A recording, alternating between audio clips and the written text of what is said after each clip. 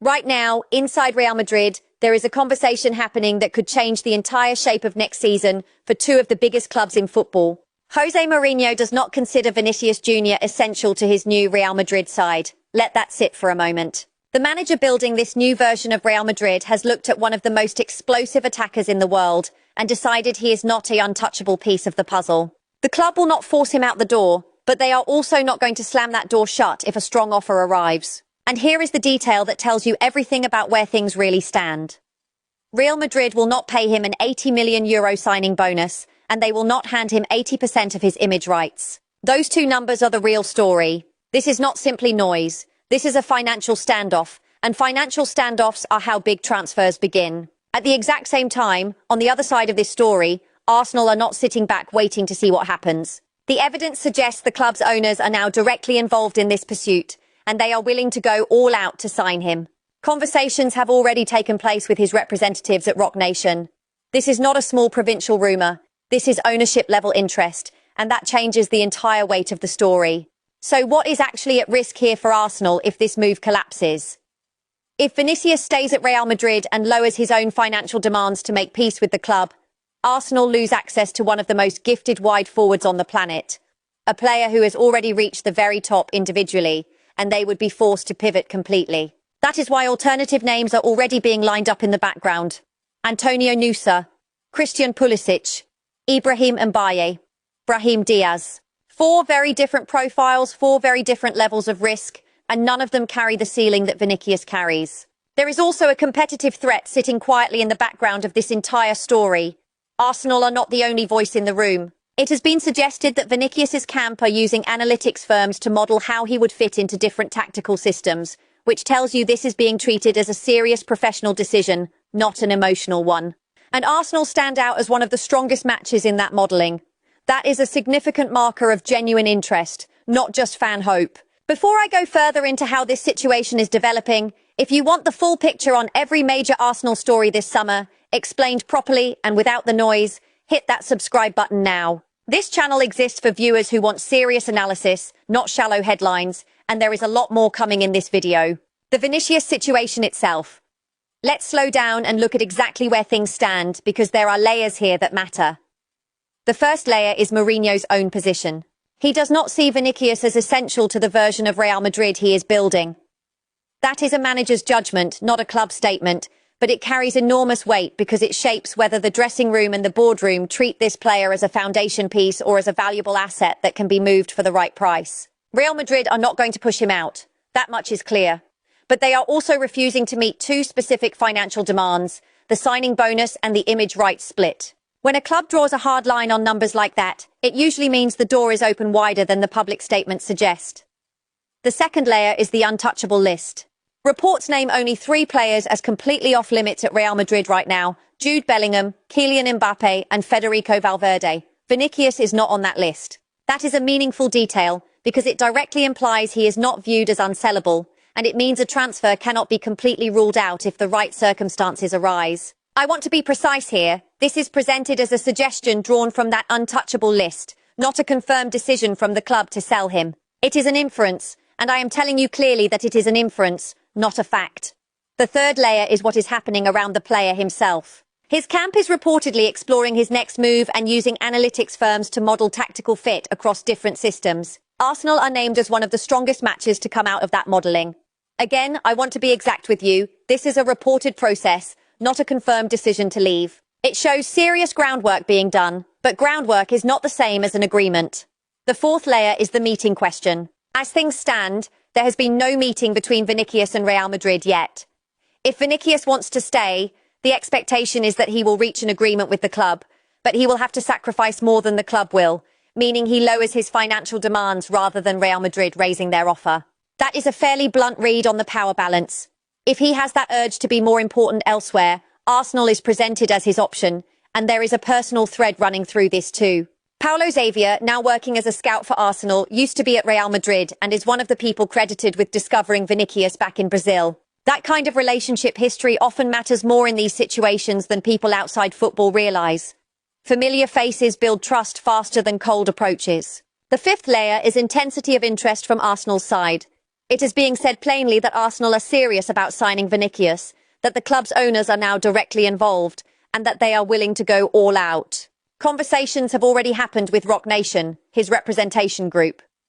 When ownership gets personally involved in a pursuit like this, it tells you the club sees this as more than a squad rotation signing. This is being treated as a statement move. And then there is the emotional framing that has been circulating publicly, the idea that staying at Real Madrid is not a bad life. There is history, there are trophies, there is the biggest stage in the world. Nobody is arguing with that. But becoming the player who delivers a first-ever Champions League for a new club and being remembered as a legend, there is described as a completely different level of legacy. I will say clearly, this framing includes a quoted opinion circulating on social media, comparing this to a previous famous transfer pattern, and I am treating that strictly as an opinion being discussed publicly, not as a confirmed transfer angle. It is context for how this story is being talked about, nothing more. So where does that leave us on Vinicius? Confirmed, Mourinho does not see him as essential, and Real Madrid will not meet certain financial demands. Confirmed, Arsenal ownership is personally involved and has spoken with his representation. Reported but not confirmed that he is exploring other clubs through analytics modelling and that Arsenal is viewed as a strong tactical fit. Unconfirmed and speculative that a transfer will actually happen or that any agreement is close. Treat it exactly like that in your own expectations, because that is exactly how it stands right now. Arsenal's plan B in attack now. Let's move to something that shows real organisational discipline behind the scenes, because chasing one glamorous name without a backup plan is how clubs get left exposed late in a transfer window. Arsenal have already lined up 4 alternative attacking options in case the Vinicius pursuit does not produce an agreement. The first name is Antonio Nusa of RB Leipzig. He currently sits at the top of that alternative list, and Leipzig are believed to value him at around £51 million. What makes him interesting is the balance he offers. He is young enough to keep improving, but experienced enough to contribute immediately, which is exactly the kind of profile a squad chasing multiple competitions in a single season actually needs. He offers acceleration, close control, and a willingness to attack defenders directly, which is a natural fit for a side that needs unpredictability against opponents who sit in a low block. The second name is Christian Pulisic, who plays his football for AC Milan. He represents the most experienced option on that list. He already understands the demands of the Premier League from his time at Chelsea, and he has rebuilt his reputation significantly in Italy. His ability to play across either wing would give the manager an established, proven performer rather than another developmental project. The trade-off with Pulisic is his Chelsea history in England and the salary demands that typically come with a player of his profile, both of which could complicate any real negotiation.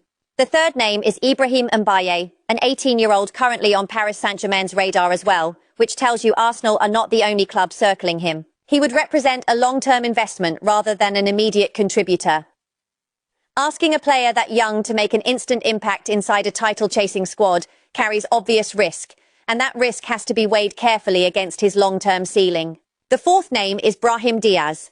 He is described as technically excellent and tactically flexible, capable of offering immediate creativity across several attacking positions. The one question mark against him is that he is more comfortable drifting inside into central areas than consistently stretching play out wide, which matters if the specific need is width on the left rather than another player cutting inside. What this list tells us collectively is that Arsenal are not treating Vinicius as a must-have gamble. They are building a structured decision tree. A ready-made difference maker versus a younger developing talent. Immediate experience versus long-term upside. That is disciplined recruitment planning, not panic buying, and it is worth remembering that name Nusa specifically, because among all 4 alternatives, he appears to offer the strongest combination of value and immediate quality. The Julian Alvarez interest separately from all of that attacking planning, Arsenal continue to work on other targets, including Atletico Madrid's Julian Alvarez. This is presented as an additional, ongoing line of interest, rather than something connected directly to the Vinicius situation. I want to be careful here and treat it exactly as reported. A club continuing to work on a target, which is not the same language as an active negotiation or an agreed fee. It simply confirms that Arsenal's recruitment work this summer is running on multiple fronts at once, not fixated on a single position or a single name. The defensive situation, now let's shift away from attack completely, because there is a second major storyline running in parallel, and it centres on the defence following William Saliba's injury. Arsenal have made contact with Como over a potential move for Jacobo Ramon as they explore defensive cover. But there is a real complication here. Arsenal are reportedly concerned by a Real Madrid buyback clause written into the defender's contract, and Como are currently unwilling to sell him at all. So this is very much an early-stage inquiry with two separate obstacles standing in the way, the buyback clause and Como's current refusal to do business. I would not describe this as a deal moving toward completion. I would describe it as an interest that has hit resistance almost immediately. Alongside that, Arsenal are also being linked with Real Madrid's own Raúl Asensio, a 23-year-old defender valued at around £30 million. And here is where the story becomes genuinely competitive rather than exclusive. Aston Villa and Everton are also keeping an eye on his situation.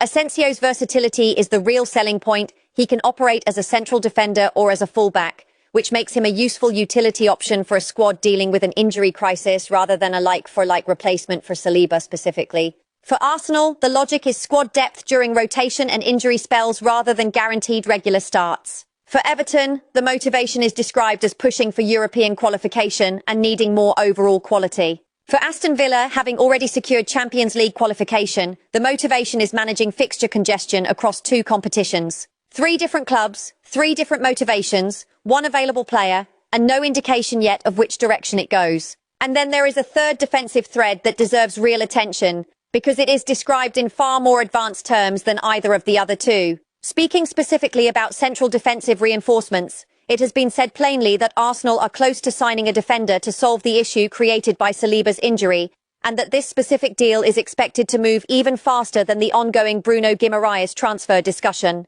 The name itself has not been confirmed publicly yet. I have to be completely transparent with you on this point. We have the situation without the identity, which is an unusual position but not an unheard of one in fast-moving transfer windows. What we do know is the framing, described as imminent, and separate from both the Como inquiry and the Asensio links. 3 defensive stories running at once, at 3 very different stages of development. Do not confuse the advanced one with the 2 inquiry stage ones.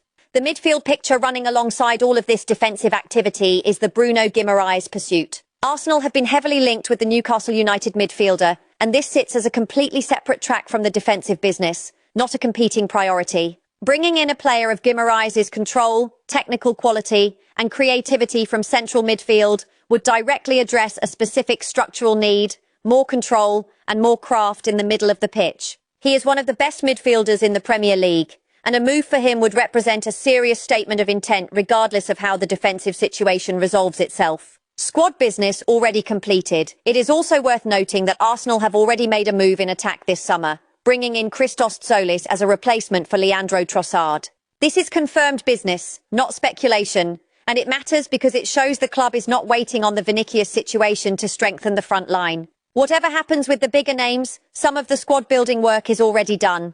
Outgoing interest and squad movement. There is also outward interest to consider. AS Roma have made inquiries in recent hours about Gabriel Martinelli as they continue their search for a top winger.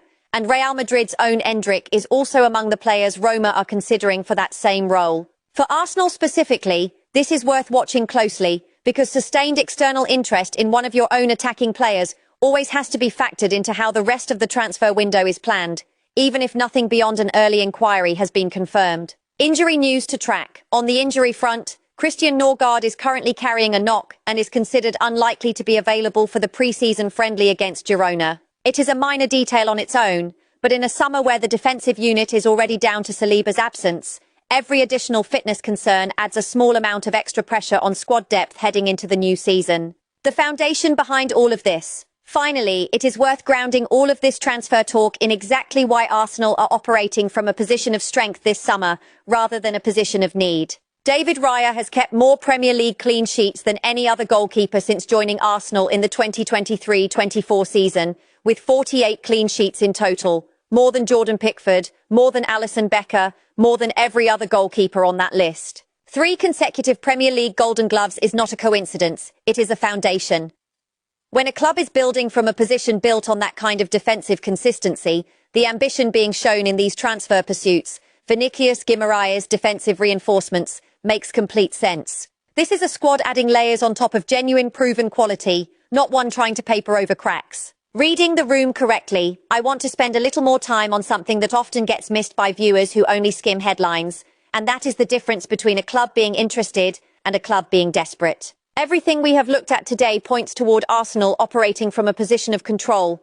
When a club lines up 4 separate alternative targets before their top target has even reached an agreement with his own employer, that is not the behavior of a club panicking. That is the behavior of a recruitment department that has already mapped out every outcome, win the big one, and the 4 alternatives simply become names on a list that never gets used. Lose the big one, and the club moves seamlessly into a secondary plan without losing a single week of the transfer window. That kind of structure is often the real difference between clubs that finish their business early and clubs that are still scrambling in the final days before deadline day. The same discipline applies to the defensive situation. 3 separate names being worked on at 3 separate stages tells you the recruitment team is not fixated on solving one problem with one specific player. Como's resistance over Jacobo Ramon does not stop the search, it simply narrows the path. Competition from Aston Villa and Everton over Raul Asensio does not stop that interest either. It just means Arsenal know they may need to move quickly and decisively if they want to win that particular race. And the fact that a completely separate central defender deal is being described as close and imminent, even before we know the name, shows that the club is not going to let Saliba's injury become a long-term vulnerability. They are already solving it. Why the financial detail matters more than people realise. I keep coming back to those 2 numbers from the Vinicius story, the €80 million signing bonus and the 80% image rights request, because in my experience analysing these situations, financial sticking points like that reveal far more truth than public statements from either side of a negotiation. Clubs do not draw hard lines on numbers like that unless they have already done the internal maths and decided the player is replaceable at that price. If Real Madrid genuinely believed no version of their squad could function without Vinicius, those numbers would have been quietly agreed to avoid any risk of losing him. The fact that the numbers are being refused publicly, even while the club insists it will not force him out, tells you the situation is far more open than the headline framing might suggest to a casual observer. At the same time, I want to be fair to the other side of this story too. A player refusing to lower his financial demands is not automatically a red flag on his character or his commitment. Players in his position, coming off major individual success, often use these moments to test whether a club still sees them as a central pillar of the project or as a valuable, replaceable piece. The response he gets to that test often shapes his next several years far more than any single transfer fee ever could. The human element behind the numbers, there is also a human thread running through this story that I think deserves more attention than it usually gets. The connection through Paulo Xavier is a good example. A scout who once worked at Real Madrid, who is credited with helping discover Vinicius back in Brazil, now working for Arsenal, is exactly the kind of relationship that can quietly accelerate a transfer that looks difficult on paper. Trust between a player and someone who believed in him before anyone else did is not something you can replicate with a cold approach from an unfamiliar club. If Arsenal do end up winning this race, do not be surprised if that relationship turns out to have played a larger role than any single financial offer. What to watch for next? As we move forward from here, there are a small number of specific signals I would encourage you to watch closely, because they will tell you far more than another round of speculation ever could. Watch for whether a formal meeting actually takes place between Vinicius and Real Madrid, because right now, no such meeting has happened, and that absence is itself a meaningful signal about how unresolved this situation still is. Watch for any movement on the Nusa valuation from Leipzig, because a release of that figure downward or upward will tell you how seriously Arsenal are treating that alternative path. Watch for whether Como shifts its public stance on Jacobo Ramon, because a change from unwilling to open would represent significant progress on that front. And watch closely for the name behind that fast-moving central defender deal, because once that name is confirmed, we will finally know whether Arsenal's defensive fix arrived through the Como route, the Asensio route, or a completely separate path that has not been made public yet. So where does all of this leave us heading into the rest of the window? On Vinicius, the door is not closed, but it is not open either.